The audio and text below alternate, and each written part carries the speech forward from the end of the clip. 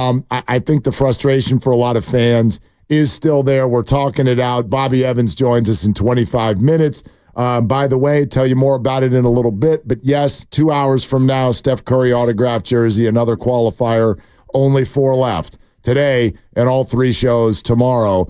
And then we give it away. So be with us today. Tell you more about that in a little bit. But let's go to Kizzy in Oakland. Hey, Kizzy, you're on with Willard and Dibs. What's up? Hey, guys. How you doing? Great. Awesome. I'm a longtime Giants fan, and, they gave us a great run there for years. I think that mainly people are frustrated by the inconsistency, and it really doesn't help being swept by the Yankees at home. You come off of, if there's one team that no one in baseball wants to lose 3-2, it's the Yankees. And you lose Judge to them, and they come in, and he hits that home run. I think of it, that just really put a sour taste in everyone's mouth. It just brings home all the things that have been glaring failures. Not getting the free agents. Not having the banger. Yeah, you mentioned inconsistency, but let's go deeper, Kizzy. What is it that you see with the organization that leads to the inconsistency? Well, I see them bringing in, so you bring in Snow, then he's injured again. You sign Ahmed. He has a history of injuries, and he's injured. So you're going to bring in guys who have these history of injuries. Sometimes you hit it, like with Gosman, but then you lose him. So it's like the choices that they make with their options, they seem to always choose the thing that might win, but you never know if it's gonna. There's no sure, and of course it's baseball. There's no sure thing in baseball. But it seems like the choices that they're making, trying to cheap out on things, lead to more, injuries. And so you're going to go with Slater, who is, okay. I was waiting for that Kizzy. word. That was a good. I was sitting. That was such a good pause that I was like, "What's the word going to be? What's the word going to be?" And you went It's with a noise. Which I thought was really. That's a good word. Great job, It's not even a word. No. Yeah. Kizzy, thank you very much. You. It's a really good call. Here's what I see. You put a name on it. I think a lot of people do. They'll say Farhan Zaidi. Right. I think there's a larger organizational thing at play, which this is not going to sound new, but I think it's starting to crystallize a little bit. What the Giants feel like, and the Mato Slater thing, even though I find it to be a little bit more complex than some, but at the same time, it is a great example of what we're talking about. The Giants, if they were a high school kid, you would accuse that person. That person would have the reputation around school of dating too many people. Like you're changing your stripes every Sunday. Every Sunday, okay, we're trying this now, right? We're going to pull up the guys from the minors. Now we're going to send the guys back down. Soler is our cleanup hitter. Now he's our leadoff hitter. Now he's batting sixth. We watch this, not just this year, every year. And what I think happens, like when FP says that Luis Matos is crushed. Well, you can't run your baseball team trying to make sure guys aren't crushed and disappointed. But here's what I think this is what happens when the fan base always talks about, we need a star, we need someone whose jersey we can buy.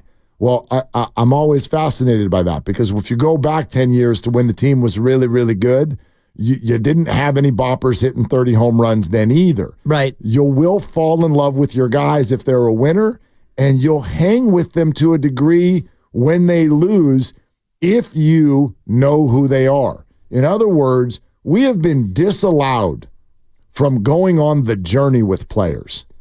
This is actually, as sports fans, what we love.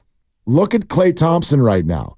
I would argue many of you feel some sort of disappointment or angst about his aging and his post-injury play and his salary and all of the things we talk about with Klay Thompson. But you know what we're getting to do as Warrior fans? We are going on the journey. We have been able to go on the journey with Steph and Klay and Draymond and others, by the way. For a while, it was Iguodala and it's Kevon Looney and there are others. There are ups, there are downs, and we get to experience that relationship just like all the relationships we have in real life. We are disallowed from doing that with the San Francisco Giants because you change your underwear 4 times a day. Right. That, for me, that's the source of what angers me. That's why there's a disconnect. Because even if they stunk, I would be like, okay, we're going on that journey until its conclusion. And then sometimes you do decide, let's get off this train. I don't like this relationship anymore. Let's break up with that player. But the Giants, they don't break up with that player. They hold that player over there. And then let's date someone else. And then let's hold that player over there and let's date someone else. And you're dating 12 people at once and nobody likes that person.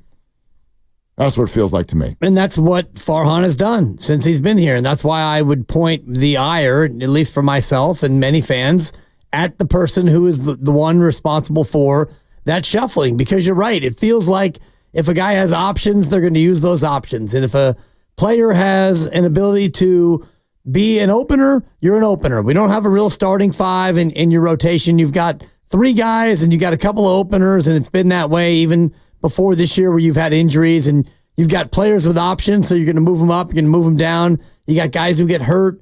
A lot of guys get hurt, unfortunately, on this team, and that to me is another part of the conversation is why do so many of these players get hurt the way that they do? Is the training staff not up to snuff, or are they not doing the proper work in the preseason, in training camp, and all the rest of it to where these guys are coming up and they're getting so many of these soft tissue injuries? I don't know what the reason is for that, but I look at a roster that is constantly shuffling, and a couple of years ago you had 96 different guys play for the Giants in 1 year. It's hard to really sink your teeth in on that. I mean, Bruce Bochy is going to manage for the other team tomorrow and into the weekend. And maybe this is unfair because the guy won 3 rings here, but I think people forget how long he was here after the rings. He was there for 5 more years. Yeah. And we were fine going on the journey. And if you look at the record, go back to, 17, 18, 19, dude, they were brutal at times. They were like really bad. But we are fine going on the journey because that was our guy. We knew him. We felt like he was our friend. And so we're willing to handle the ups and the downs. As long as there are some ups, if there's only downs, you move on. But if I were going to argue against myself on the Luis Matos thing, that's what I would say. I would say you're not giving us an opportunity to get to know anybody. You know what I mean? I do think that Jung-Hoo Lee, for example, you want to know why he connected so much with Giants fans so quickly? I mean, he's got some interest. First of all, his personality is amazing. Right, the way he plays. He's got some unique things to his world, his life, his presentation that I think really connected with people. But one of the reasons everybody was so willing to just start chanting his name right away, he's a good player. He wasn't great. It wasn't like he was setting the world on fire. But everybody was really willing. Why? Because he's going to be here. Yeah. We're going to go on the journey with him. 5 years. We're going to ride this out. We're going to get his 20s.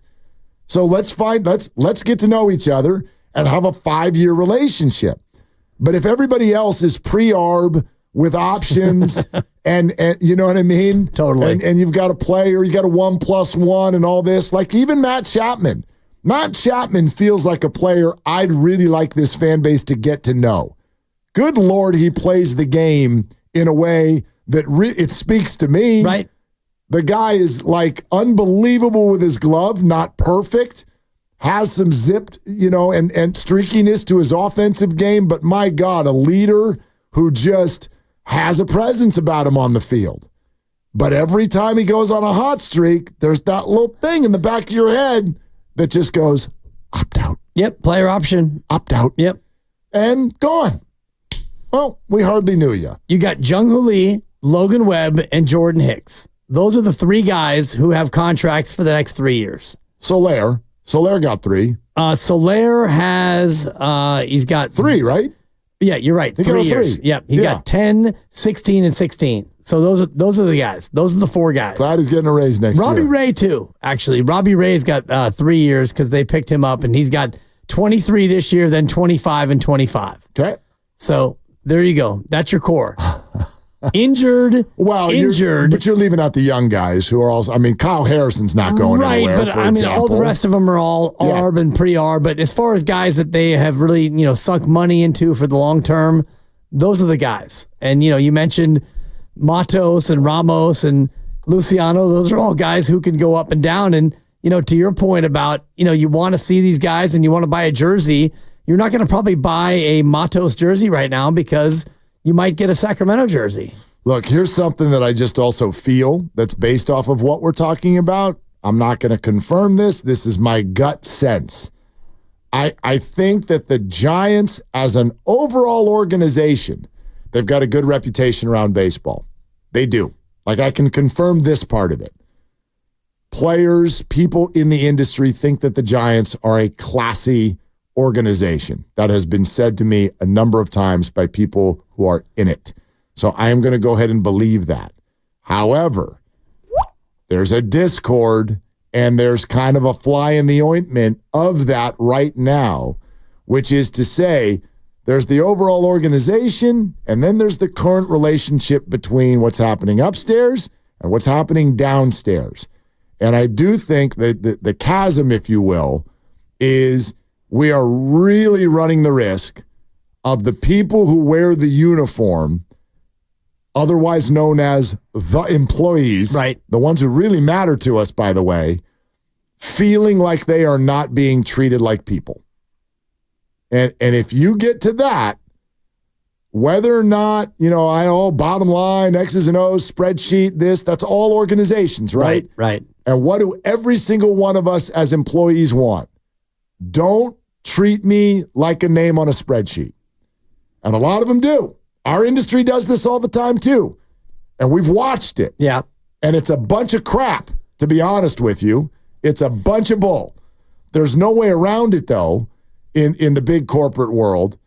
Usually it's a little bit different in pro sports, though, because athletes are such a highly, highly skilled and rare thing to be able to do that, you watch in the NBA, my God, they'll dance around you. You're the spreadsheet, LeBron. Right. Who do you want to be the coach? We'll just do whatever the hell you want. Baseball, though, is so different because it's so numbers driven and 162 games really shows what you are as a player, not as a human being, but your year over 162 or over 4 years or 7 years, you really are what your baseball card says you are. Yeah. And so I think in baseball, it's a lot easier to treat these people as what you're talking about as just a baseball card or a spreadsheet. But there's so many legs to what we're saying, though, also. Like, how do you be a good teammate if the locker next to you is changing every day?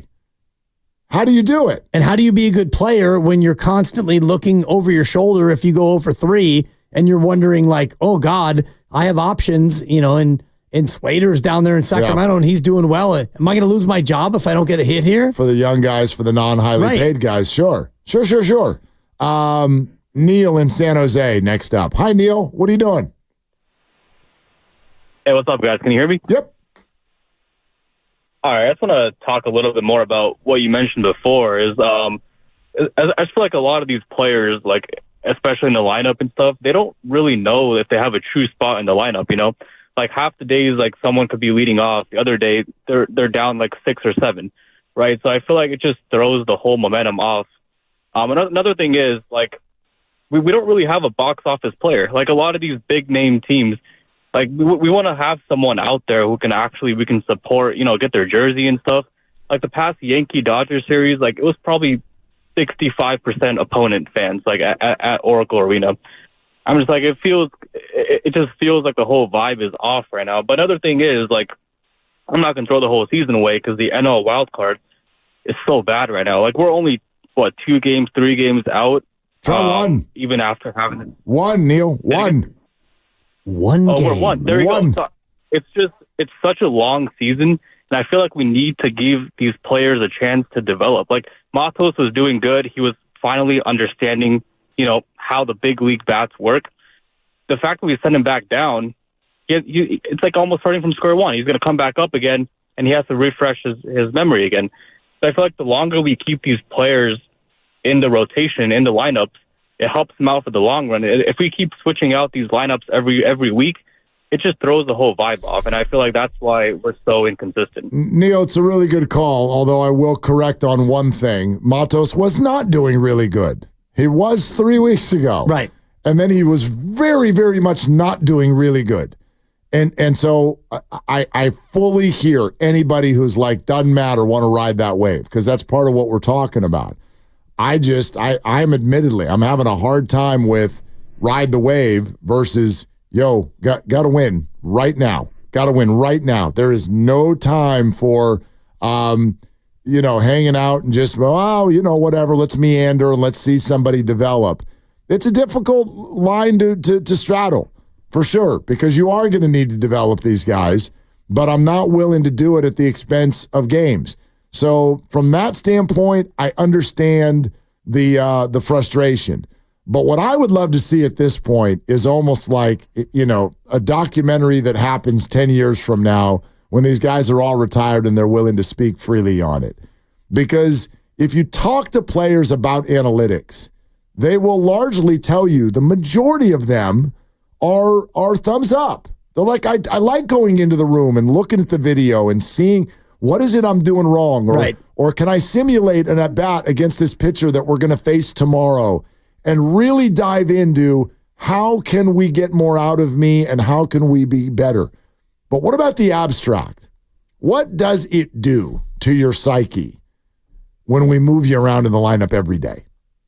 A computer says you're going to hit better 6th today. Right, against this pitcher and behind this guy and all the rest 4th yesterday, 6th today, 8th tomorrow. What does that do? Now, ball player, stubborn men, I'm fine. I'm good. Sure. I got it. Do you?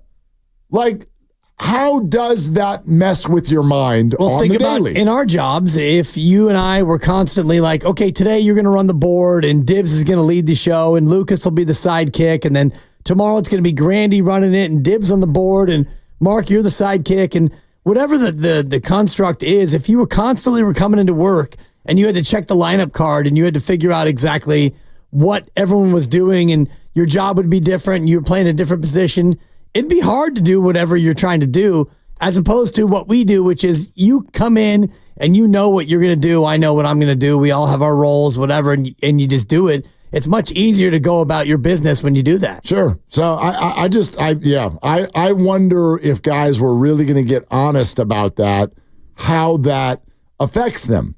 It's easier to see things like this. Matos getting set down. I'm pretty sure it ticked him off. Yeah. Or as FP said, crushed him. Right. Well, if the word really was, okay, Jung-Hoo Lee's out, you're going to be our center fielder, come hell or high water, you're our guy. And then 3 weeks later, you get sent out. I don't know about, that would be crushing. I don't know about come hell or high water. Whatever, but if you're Bob given Melvin, you're given the job. It. Yeah, exactly. He said it, which to me, I don't know if the alarm goes off for everybody. For me, that's like, oh, Bob and Farhan on the same page? Because these are smart people who are very, very keenly aware. I always say this, right? What do you say in front of a camera? What do you say in front of a microphone? You're a celebrity. Right. You know that your words resonate. Goodness, you learn when you say the wrong thing. We think San Francisco is actually getting in our way of signing free agents. Thank you, Buster. Hell. I mean, it was Farhan first. Yeah. It wasn't Buster was second. Yep. When you say that out loud, all hell breaks loose. So you know there's a consequence when you say something in front of a microphone that people don't like. So these people are all very guarded with their words. So if Bob Melvin is going to openly state, look, Jung-Hoo Lee's out for the year, Luis is going to get total runway now to be our center fielder. Literally, we don't really have much choice. And then 3 weeks later, you get sent down. I mean, is it crazy for me to think that Melvin might have thrown something off the wall when he found out yesterday that Matos was getting sent? I don't know. It sort of feels like they're not on the same page, though, or else Bob wouldn't have said that out loud in front of a microphone. You would figure. I mean, I don't think that Bob would have said that out loud 3 weeks ago and then decided after 3 weeks, okay, this guy's got to go. I've changed my mind on who my center fielder will be. Yeah. So that's a question right now that I think is incredibly relevant for Giants fans. Is there a disconnect between the suits and the uniforms? This is such a fine line. I want that analytical world to be challenged. So if Bob Melvin and Matt Williams are in there challenging the analytics information, that's a good thing.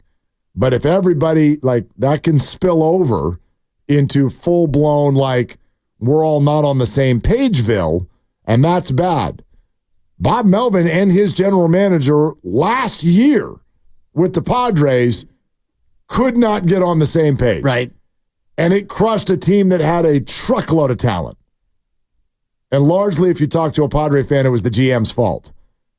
And I wonder if Giants fans aren't about to have the exact same opinion. Well, many Giants fans are already feeling that way about the GM or the president of baseball ops already without the manager even weighing in.